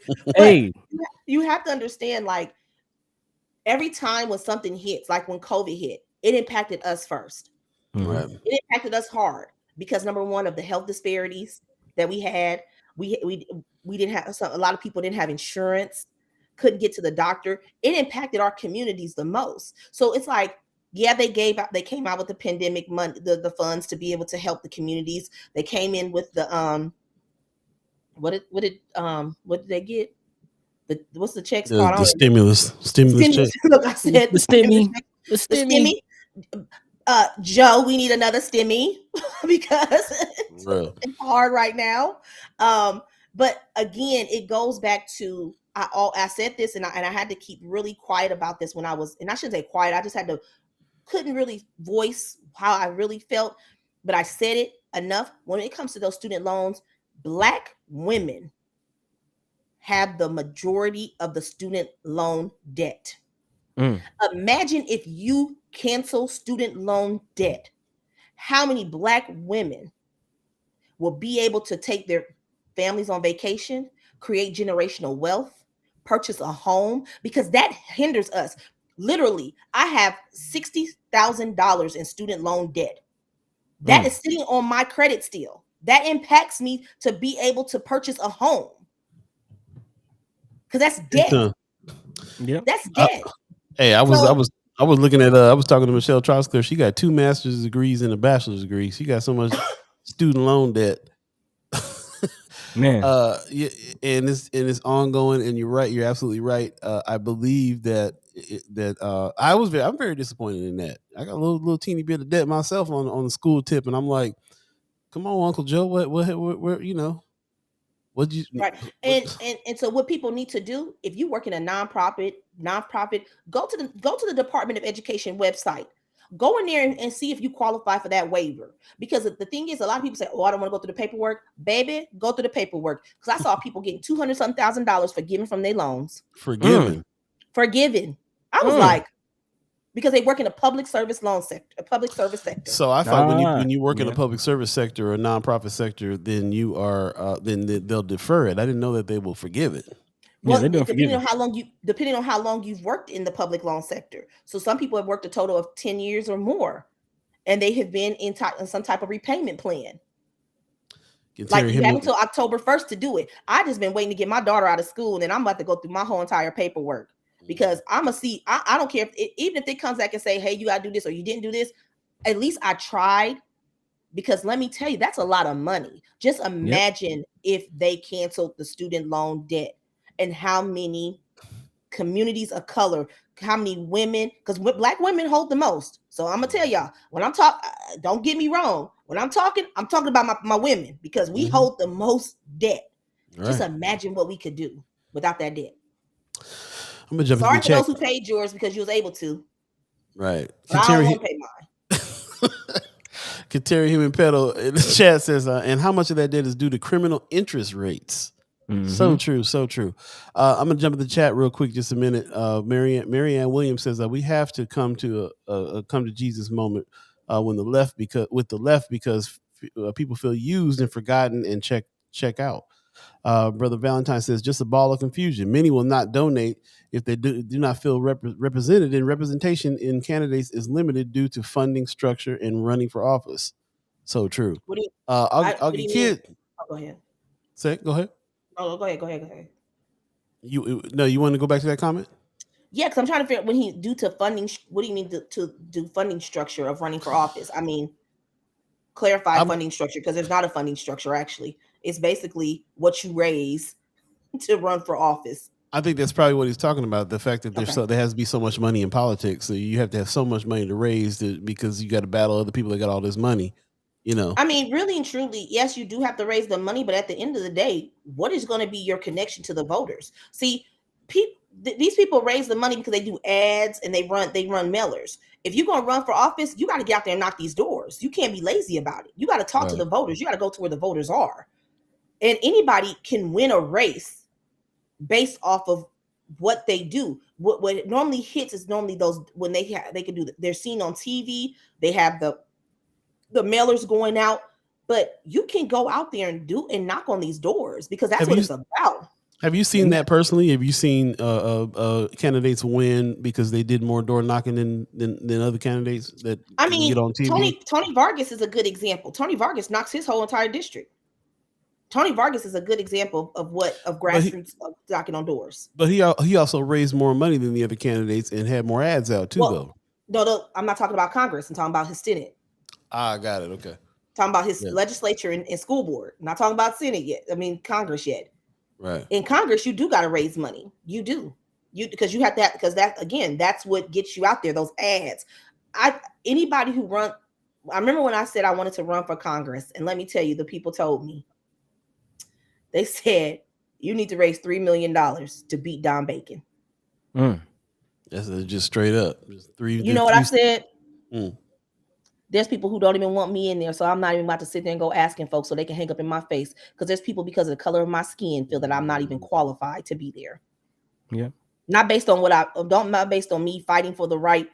And then I'll be honest with you, the fact that those people have to be my constituents who don't want me there, and I gotta take their calls. Yeah, that's too much. That's too much for some people. We ain't all Shirley Chisholm. We can't all do it. Kimber Snipes says he knocks doors down. Talking about Tony Vargas. Wanda Lewis said Ernie Chambers didn't have a lot of money for his campaigns. Nope. But Ernie didn't have many people running against him either. Oh, okay. Until he held that seat for a long time, but he had name recognition. Mm-hmm. See, so they do these polls out here where they go out and they do name recognition to see whose name is known. So they do some polling. And you would be surprised at some of the people who have more name recognition than some of the people who are elected to office right now. Interesting. Mm-hmm. Yeah, but I said that in the past. Polls. Word of mouth. And this is how just the average everyday citizen can get active, just by talking to their friends and family about what's going on civically in the community. And if you want to combat the money and you feel like that's an unfair advantage, then just open your mouth, which is free. open your mouth and say, hey, this person is doing this, this person is doing this, you should be aware of this, and actually go and vote. I hear that. We coming up on 8:30. Precious, it's always a pleasure. Thank you so much for joining us today. We're gonna let you get on about your day, but thank you so much for getting up, even though you had your birthday last night. But I understand, grown folks' birthday is different. We can wake up the next day in our 40s. Right. Before we go, Augie Kid said he did some digging to find out some kind of the answers for P's questions as to who owns the MAGA savers. From what I found so far, the company is under TFI Inc. The contacts for the company are Farouk Rakimov, Principal Gregory Omaha, General Manager John Trudgeon, Owner Larry Mitchell, Business Director. I'm still looking for more info. Okay, so he's digging deep, trying to find out what's going on with that. And because that's some interesting stuff you talk. We always talk about that too. I wish Michelle was here because she's always like, honey, I go to a Quick Trip because Mega Saver, we got too much going on all the time over there. Right? Can I answer a question? Because Marianne Williams said that the current methods to reach young people, man, that is something that we talk about all the time. The way we've been reaching younger people, the younger voters, is by text messaging. They respond via text message. Yeah, we get some little snarky remarks back, but they do respond. But we also got to start going to where the young people are. Sometimes, people are like, oh, I don't want to go there. You have to go there. If it's a concert that you don't know none of the lyrics, you better research those lyrics before you go and blend in with them. And go. Yep. But you definitely have to go to meet them where they are. And that is something that I'm learning. But this text messaging thing, it really works. And so you can literally send out 5,000 text messages a day or more. One person could do 5,000 alone by themselves. So we definitely have to get out there, go to where the young people are, engage with them, talk to them, and don't go in there like we're trying to sell them something. Go in there talking to them because, again, they are the future that's going to continue the work that we're doing. And we also have to let them into the party. We have to let their voices be heard because, again, I'll just say this. You have gatekeepers. You have people who don't feel like who just want to sit there. We can't have that no more. The younger generation has to be heard because, again, I made a comment the other day. I was in the car and my niece was like, "Oh my gosh, it's so rainy. It's so rainy." And I was like, "Yeah, climate change." And then I thought about it. I was like, man, look what we leaving these kids to, this younger generation to. All the damage that has happened over the years, that not even from the generation before me to me, now to them. We really got to do better in making sure that we have that younger voice and letting them be heard. Because, again, in 20 years, they will be in this same position, 10 years, fighting for these certain rights. And again, Kimra said something earlier in the chat. Our voting rights have been being attacked since the 1965 Voting Rights Act was signed. Right. We have been fighting. So why do we continue to fight for our voting rights? We need to get the youth involved because they're going to be the ones continuing this. So again, I thank y'all for letting me come on. I need to get ready to go to a ribbon cutting because my daughter is speaking, and I gotta, doing big things these days. Yeah, they start inviting our elected officials. I gotta make sure nobody get no photo ops with my kid. All right. Not on my watch. Hey, Mama Bear on the watch. Right on, Not on my watch today. I heard that on the Republican website. You won't do it to me. He gonna be that one standing in back of Ricketts on the cell phone. I will politely tell her no photos today. Thank you. Let's go. Let them know. As always, it's a pleasure speaking with you, and I definitely appreciate your answer to that root response, because it was honest and it was real, and more work. That's all I can do is honestly is keep it real because, again, we can't sugarcoat it. Right. We know our communities are being impacted.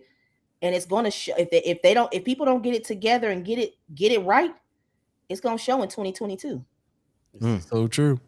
We got to do what's right. Ladies and gentlemen, we have been politicking with P. As always, thank you. Have a good one. Bye, y'all. Yep. See you soon. There you go. We'll take a quick break. You're listening to First Sky Omaha Radio. First Sky Omaha in the morning. Paul B, Buddi3 Da Gawd, Star Trek Rich. I forgot to tell Precious that everybody was giving her a happy birthday on the chat too, but I'm sure she saw it. Yeah, we'll be right back. Stay tuned. Dave Pontos, if you're still on, I want to revisit that comment, that the post that you made there. So we'll be right back. Stay tuned. Hold on.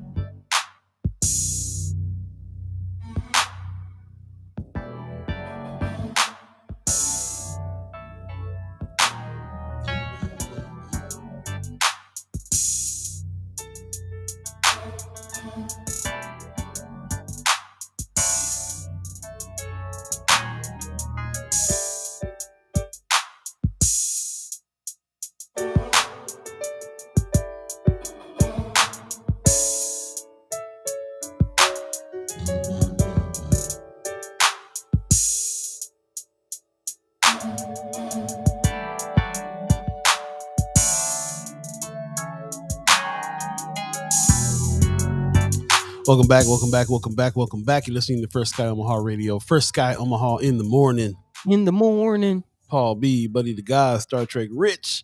And as a matter of fact, Star Trek Rich is the one holding it down here at Weberized Studios. We want to give a shout out to them for allowing us to broadcast here for sure.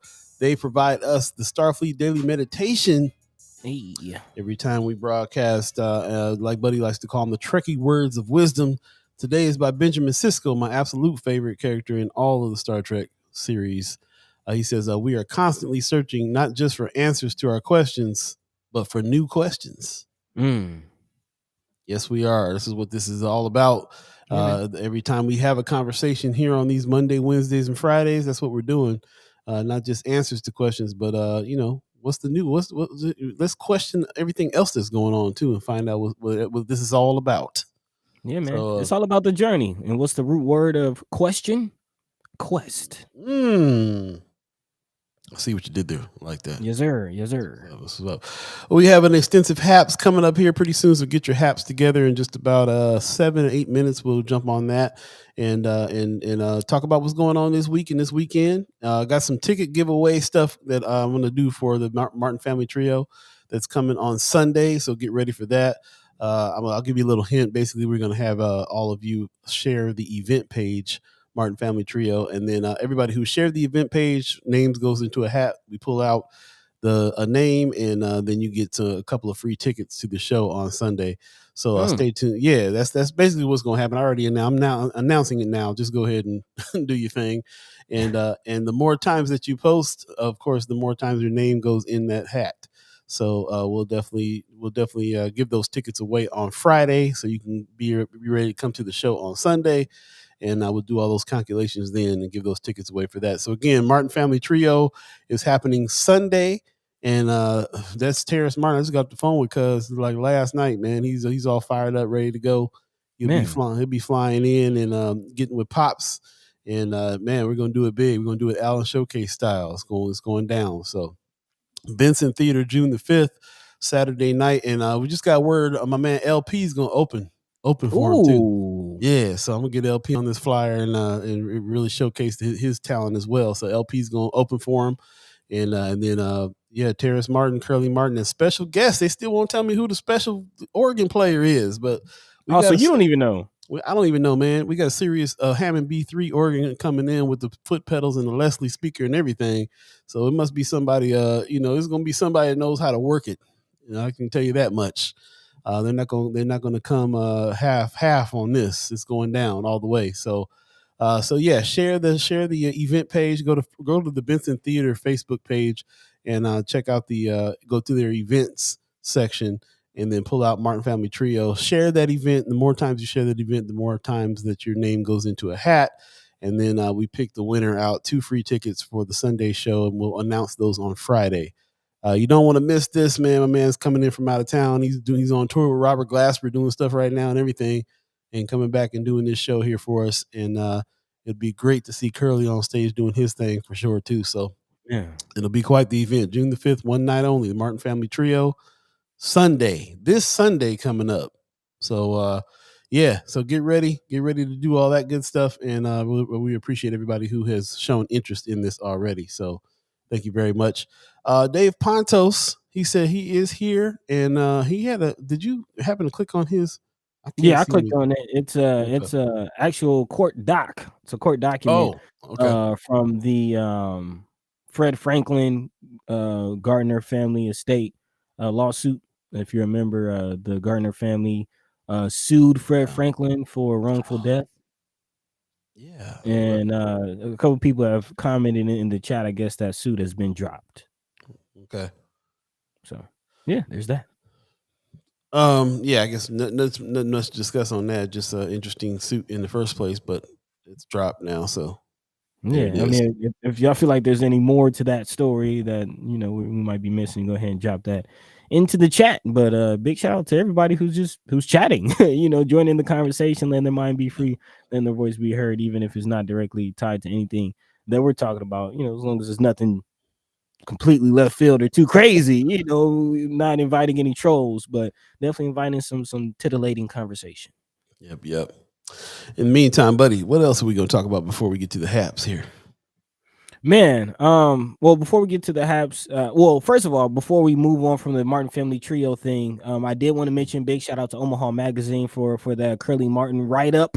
If you don't know about Curly Martin, or if you're not familiar about the life and legacy of the great Curly Martin, legendary drummer, that's right here in Omaha, please go ahead and do yourself a favor and check out that write-up, man. Just look him up.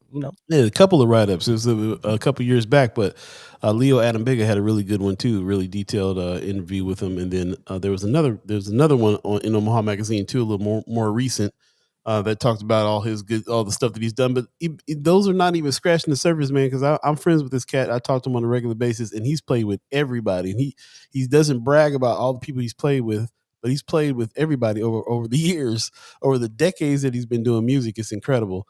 It's hard to even find them to list the things that Terrace has done. Like Terrace has produced Herbie Hancock albums. Man. Like we can't. It's like these are the most humble brothers out here that have contributed so much to music. It's crazy, and they're right. Curly's right from Omaha. Terrace is right from L.A. and they are they have been killing the game. They've changed. To me, they've changed the jazz game all the way around. Man, I mean hip hop too. When you look at the work that he's done with Kendrick Lamar, To Pimp a Butterfly, I mean the impact that has had sonically on music. Yeah, I mean these aren't just some light brothers. These are some very heavy hitters that's coming to Omaha. So I wanted to point that out because they're coming right to the Benson Theater, and you have opportunity just from listening to First Sky to see them for free. So come on, man, recognize. That's all I'm saying. Help me out. Share the show. Share the event. Appreciate it. There you go. So with that, man, let's go ahead and keep it moving. Big shout out again to Precious McKesson for coming and discussing a few things, and also kind of bringing some things to mind for me, because as we got into the conversation about the youth and engaging young voters, my mind went to what just happened as far as these walkouts. And how the youth are responding to this, even in light of the lack of response from elected officials. These young people, it's a different breed, man. There's a different breed of young people out there as far as their civic engagement and political activism. So as far as engaging them to vote, I think you just got to make sense, and that won't be too hard. But I did want to dive into that. Again, the students led several walkouts, I believe Central, Benson, and I want to say one more OPS school had a walkout of students, again, responding to the shootings that took place in Texas. And now more news is coming out about what the school districts are doing in response to that. Again, I brought up the question about what mental state students and parents and faculty will be in when school returns at the end of the summer. And I do believe that all of that will be affected or prompted by how these school districts respond as far as safety measures. There's been some posts and conversation about, guards, National Guards possibly being placed in the schools, which is, I believe, a escalation or a step up from the police that we already have in school. But there's also, again, the question of what safety measures should be taking place. And again, this is covered by the Omaha World Herald. And some schools are still working to accomplish these changes. There have been improved exterior doors, like adding key fob openers and alarm systems to some schools. And then also we talked about how antiquated some of these security systems are in the schools, which is also being addressed. Some schools have done away with the 1970s era open floor plans, remodeling them into standalone classrooms with doors that locks from the inside.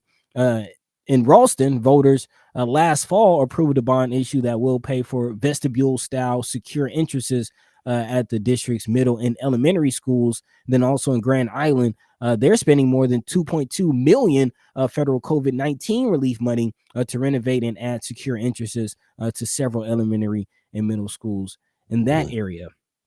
Many OPS schools, or many OPS parents, took to social media this past week to express gratitude in district buildings that have locked and secured entrances. However, some parents also expressed concern about their school's security. For instance, one OPS parent said, "The first time I picked up my son, I was never asked for an ID. They know me now, but what about the first time? I don't know what we can do as a community, but I can't handle this anxiety I have about sending my son to school, and it gets worse and worse every tragic event." So I wanted to kind of send it to the chat a little bit for those who have school age children. Where are you mentally with them being in school, and more specifically, what would you like to see security wise that will kind of make you more confident sending them to school? Is more national security guards on campus? Is that the answer, or do we need metal detectors? And what would you like to see to make you feel safe? I'd like to see gun legislation. Okay. I think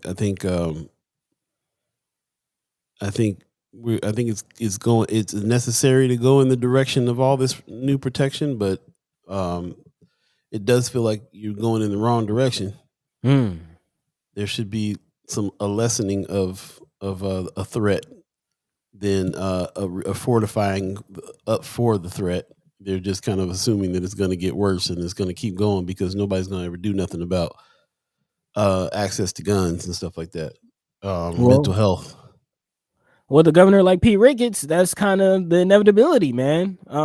Nebraska Education Commissioner Matt Bloomstead will be creating a task force to do exactly what you just said, to prepare for fortifying the schools, because they know, especially from recent comments from Ricketts, that this issue is not going away anytime soon. It's actually most likely going to get worse because Ricketts is hell-bent on making Nebraska the next gun state. When asked if 18-year-olds should be able to buy military assault-style weapons, he said, absolutely.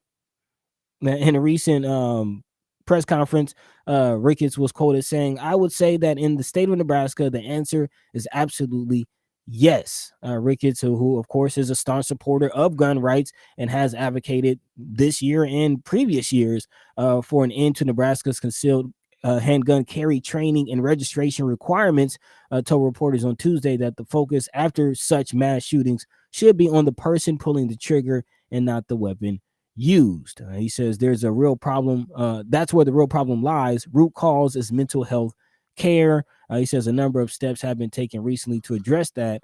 The Republican governor also included the allocation of $40 million this year from the state's American Rescue Plan Act for new mental health care facilities. So more beds, more sales, more guns.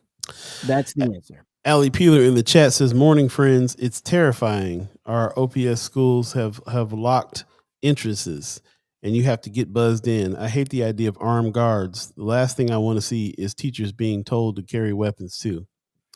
We know Allie Peeler is a friend of First Sky Omaha. She's got littles and is very concerned, and I don't blame her. Yeah, man. Yeah. Augie Kid is talking about the Mega Savers again. He's done some research. Go back and definitely check out his Mega Saver research that he's done in the chat. I swear we gotta get this man. We got to get this man a blog for real. Brianna Full says, I would like to see OPS not punishing the students for using their voice and walking out. The admin counted the students who walked out as truant, which goes on their record. Central also wouldn't let the students back in the building to finish their finals after they walked out. Yep. That's a mess. Yep. Yeah, man, I'm glad you put it out to the chat. Everybody, people that got kids, how are you feeling about any of this? What is it? What is it? I know everybody's scared, but what is it? What are you doing to mitigate the fear? Like, what is it that you are doing to circumvent this? And I really kind of makes me sad that it's going in that direction where they gotta, reshape classrooms, be able to lock the doors in them. I'd like to see more. I'd like to see cameras in hallways and door entrances and stuff like that. Cameras, I'm thinking, but do something about the threat. What's really on everybody's mind too right now is those cops in Texas who, there's their article that came out today saying police cannot stop a mass shooter situation. It's just they're always going to be after the fact, and even while it's going on, won't go in. They're questioning now tactics of the police to be able to even stop a situation. Yeah, because we just witnessed a situation where the police did not do that. Border Patrol went in and shot that man and shot that dude in Texas, and it was a Border Patrol member that was off duty and married to a teacher. And was sitting in a bar and told the bar owner, "Give me your gun," and ran down there and ran past the cops and ran up in there and got him. See, I haven't heard all those details, but yeah, man, stuff is coming out left and right. That's why the DOJ is on it. Like now, we got to figure out why 17 police officers stood outside for 40, 50 minutes, and now coming back and talking about it was a bad decision. Brianna Full says, I would like to see OPS not punt. We already talked about that. Yeah, give us some more in the chat. Give us some more ideas of what you think, how to circumvent the fear. Yeah, just what would you need to feel safe to send your child back to school again? What would you need? That's the question. Because I know that in our family, we're trying to get back to the home schooling. Right. But how do you do that and continue to work? Very good question. Chelsea in the chat is saying, Brianna, really? She says that's so frustrating. They are the ones who are really affected by all this. I'm proud of those students, as am I, man. I think that they're really aware, and I think that they're trying to take some action. They're saying the same thing we're saying right now. Like you got to take away the threat, not fortify up against the threat. Take away the threat. That part, and it's kind of interesting. I do agree with Ricketts as far as his point of mental health being the issue, but how he's going about addressing it is the issue, with more beds, more mental health facilities, more pharmaceutical drugs. That's part of it, and I can't even say that much, man, because he just to me it just sounds like talk. If he's going to say we need to do more for mental health, well. We got to do more for mental health, and one of the things is don't give people who have mental health issues access to guns. You got to put the whole thing together. You can't just say one part of it. Right. But yeah, that's true, because you can't reconcile saying mental health is an issue and then take away all the requirements, all the testing, all the things that will keep people with mental health issues from harming themselves or others. Yeah, you can't. Again, man, with Ricketts, I try to give him. I try to say I agree with one point, but when you put it like that, man, you got to make it make sense, man, and just never does. Never does. Ricketts. Augie Kid says all this stuff going on politically and regarding children's safety is really just reaffirming why many of us millennials don't want kids. That's heavy. Wanda Lewis says, I think if the parents give kids permission to participate in the walkout, that should be good enough. Right. We really don't want the schools dictating in opposition of the parents when it comes to freedom of speech, especially when the content is respectful. Mental health when they're white, thugs when they're black. Right, exactly, Augie Kid, for sure. Yeah, man. So. 8:54 right now. continue to talk about this. Friends of First Sky Omaha, you can drop in things that you think about as well when it comes to your feelings about what needs to happen in schools for the kids. What would you need for you to feel safe? They're back in school and they're safe. Are we too far gone from that? Allie Pillar says we need to change our gun laws. Well, there we go. It is so easy to get a gun. At least with cars, you have to take a driving test. You have proof of insurance. Sadly, so many of these young kids are getting access from their parents or can purchase on their own with no requirements of gun safety courses, no requirement for insurance, no written test or proof you know how to properly even handle the gun. Yeah, at the very least, can we treat it like a driver's license?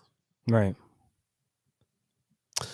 Good. All good questions, all good comments. Really appreciate everybody who is chimed in on this, and we'll definitely continue to talk about it because we got too many people who are Chad Chimers, our co-hosts that got kids. We all care about the kids and what we want to do. Chelsea says gun laws are the only thing that will make need feel like my kids are safe. Right. Like that's what I'm saying. You gotta eliminate the threat, man. Saying, oh, they barricade up the school now and they can lock the doors now and they got metal detectors now. How is that? That's not making nobody. I can't see how that's gonna make anybody feel safe. Right. You get shot leaving the school. I mean, yeah, that part is I have to agree, man. Fortifying it, making it feel more like a prison is not going to impact these people's mental state positively. You go in the wrong direction if you feel like taking away. If you feel like, well, we're never going to take away the threat, we're just going to try to fortify up against it. It's going in the wrong direction. It's necessary, but it's also going in the wrong direction. Wanda Lewis says you can get a gun at 18, but you can't drink till 21. I'm sure these dummies are about to lower the drinking age to 18 so we can drink and shoot. Because free speech. Make it make sense, y'all. Make it make sense. That ain't the one. Yes, man. Make it make sense. That's the whole thing. Got me upset over here pushing the wrong buttons. Yeah, it is that time, y'all. Ladies and gentlemen, time for the haps. It's time to talk about some things that's coming up. Sometimes for you to tell us about some things you think is important to check out too. In the meantime, buddy, you got some haps for the people? Yeah, I want to let the people know that Mama's Attic is happening. Mama's Attic. Mama's Attic. Mama's Attic is a local hub for Black history and promises to transport you back in time through interactive, culturally immersive exhibits. This is a local museum happening right now at the Omaha Center Mall. It is a hidden gem in a cozy room, better known as Mama's Attic. Definitely check it out. Explore Black history through rotating exhibits. Lavanya Stennis Williams, so shout out to her. Excuse me, Lavon Stennis Williams, so shout out to her. Friend of the show. Curate for the purpose of helping people understand more than just what they may have gotten in school. So we dive into subjects or people that you might not have ever been introduced to. It's a boutique museum. So instead of focusing on one item or artifact, it gives you a complete picture of a specific subject. So definitely a different take on history. Go ahead and check that out. Again, it is located in the Omaha Center Mall. Again, it is called Mama's Attic. So yeah, while you're at it, go over there and drop a couple bucks on Brother Lavelle Wells, who has an office in the Center Mall as well, doing the good work over there for sure. Yep. So it is open Tuesday through Saturday from 10 to 2. Tuesday through Saturday, 10 to 2. We'll have some more information on that on Friends of First Sky Omaha for sure. Trust No Shadows After Dark. Brother Walter Vincent Brooks has dropped his book finally, and we have been waiting for it for a while because he's been a friend of our camp for a little minute. So if you guys know who he is, educator Walter Vincent Brooks has a new book out June 14th, 2020 from 7 to 8. It's going to be a lot. He's going to be on Zoom and Facebook having a discussion about his book, and it's going to be pretty. It's going to be something else. He says go visit moreomaha.org to sign up today. That's MORE Omaha.org to sign up today. So sign up for that and check out the talk on June 14th, 7 to 8 for the Walter Vincent Brooks Trust No Shadows After Dark. Can't wait. I've had some conversations with that brother and the Malcolm X Memorial Foundation, just hearing his life story, listening to him tell stories, and just, kind of being a youngin' sitting at the foot of an elder, just soaking up game, if you will. And this guy has quite the life story. So I definitely urge everyone, regardless of age, background, whatever. Check that book out. Please support Brother Brooks and his story, because it's quite a doozy. Most definitely. With 1 minute left, I got to go back to the Martin Family Trio that's happening on this Sunday, because we're giving away 2 tickets on Friday. All you have to do is share the event page on your page, and as many times as you share the event page, that's as many times your name goes into a hat, and then we pick a winner that gets 2 free tickets. We'll announce that on Friday, and this is for the Sunday show, Martin Family Trio, June 5th, 2022. Terrace Martin in town, playing with his father, Curly Martin. They got a special guest on a Hammond B3 organ. I can't wait to hear who the special guest is. But it's going down. Benson Theater, 7:00 on Sunday. LP is opening for them. Going to be super dope. Brought to you by Douglas County Visitors Improvement Fund and the Benson Theater. And we're going to do it Allen Showcase style. So come on through and check out the Martin Family Trio, June 5th, 2022. I really encourage everybody to do this. This is kind of one of the ones that First Sky Omaha wanted to back. This is kind of like our once a year major shows that we're kind of ramping up to right here. So yeah, man. Yeah, please, really, really encourage everybody to come check this show out. And I really appreciate it if you do. And again, free tickets given away on Friday. Stay tuned for that. Man, it's going to be a doozy. Also, I got to squeeze this in only because it's happening today, to remind the people that June 1st, 6 p.m. Tonight at the Berkeley, that's 1901 Leavenworth Street. There will be the post-downtown fire community meeting. I know we talked about the dangers that are possibly lurking out there as far as chemical residue, possibly even the fire sparking back up. And I know there's a lot of comments, questions, and concerns. So check it out. Again, that's tonight, 6 p.m. At the Berkeley, 1901 Leavenworth Street. City and county reps will be present. Bring your questions. There you go. On that note, we're going to get out of here. Thanks for everybody that has chimed into the chat and hung with us today. Continuing, him and Peto got the Zachary Beer Hills. Yeah, I did just see that. There was the Zachary Beer Hills walk, 5th annual prayer walk and vigil is also happening June 5th. So before the Terrace Martin, the Martin Family Trio show that night, we want to participate that day in the walk. Justice for Zachary Beer Hills. It's going to start at 4:00. Go to 6. We'll start at the Greyhound station and walk the walk that he walked when he was killed by police. And we're still looking for justice for Zachary Beer Hills. So please participate in that walk if you get a chance to come out, and we'll appreciate that very much. Everybody else. Oh, yes. Allie Pillar, 7:00. That show is going to be epic on Sunday. Please come on through. Brianna Full says there's a community meeting tonight for people who get their questions answers about the big fire that we just talked about that. So, so sorry that we are trying to rush these haps here at the end, but we do need to get out of here, and we'll have more extensive haps on Friday as well. So thank you for bearing with us and allowing us to be a little late. Buddy, you got some words for the peoples? Man, big shout out to History Making P, Miss Precious McKesson, for coming through and sticking around a little later with us, a little longer than usual, hanging out. We appreciate that. Not sure what's going on with Michelle, but hopefully everything is all right with her and she can be with us next week. Until then, appreciate and love all the chat chimers, all the listeners, all the viewers, first and last time listeners. Welcome. All the ghost listeners, we thank you for tuning in, doing what you do in the morning. And a big shout out to all the chat chimers, man. Let your mind be free, letting your voice be heard. This is a community conversation, community storytelling for 2 hours. So we appreciate you. Catch us next time, same place. And with that, Paul B, take it away. Hey, I just want to give a shout out to everybody who's in the chat that has chimed up today. Really can't do this show without you. We really appreciate you. Pop says, love the show. And as always, it went by way too fast. Thank you guys for providing this awesome platform. We chat chimers adore you. Appreciate you, Pops. Brooks says, good show as well. And thanks for everybody who joined in. Shout out to the Omaha Tribe elders for allowing us to be on this land and speak while we're here. Shout out to our elders for allowing us to speak before them. And thanks to Star Trek Rich and the whole Weberized crew for allowing us to broadcast live from Weberized Studios. If you have podcast ideas, definitely check out weberized.org. Why am I blanking on there? Is it weberized.com? It's weberized.com. Yeah. Wow, I was blanking on there. Yeah, I got too many everything's in my head right now. Weberized.com. Definitely check them out if you have podcast ideas. Shout out to Buddy in Life is God Studios over there. You got the mood is set over there in the studio tonight. It's a little dark, a little purpley. Looking good. That's what's up. Yeah, appreciate you.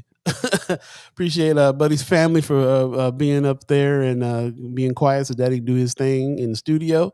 And shout out to Mama God who's out there hanging out right now too and having a good time. Shout out to little Mama turning 1. Shout out to Precious in her 40s doing it like a grown person. And partying like a grown woman. I love it. And thank you. Shout out to all of you, the chat chimers for sure, and also the people that are reoccurring members of the channel. If you go to firstskyOmaha.com, hit the donate button, you can become a reoccurring member of the channel as well. We have $10 people, $25, $50, and everybody who has been donating is allowing us to keep this rolling, which we want to keep doing for sure. And so we're going to get out of here. We'll see you Friday. Again, we'll be giving away 2 tickets to Terrace Martin, to the Martin Family Trio. Terrace Martin is in town. All you got to do is share the event page on Facebook. As many times as you share it, as many times as you can enter.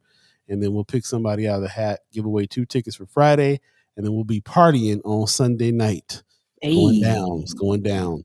So until in the between time, in the meantime, we'll see you Friday. You guys have a good one. Peace. By the way, Van Glorious, this is protected by the red,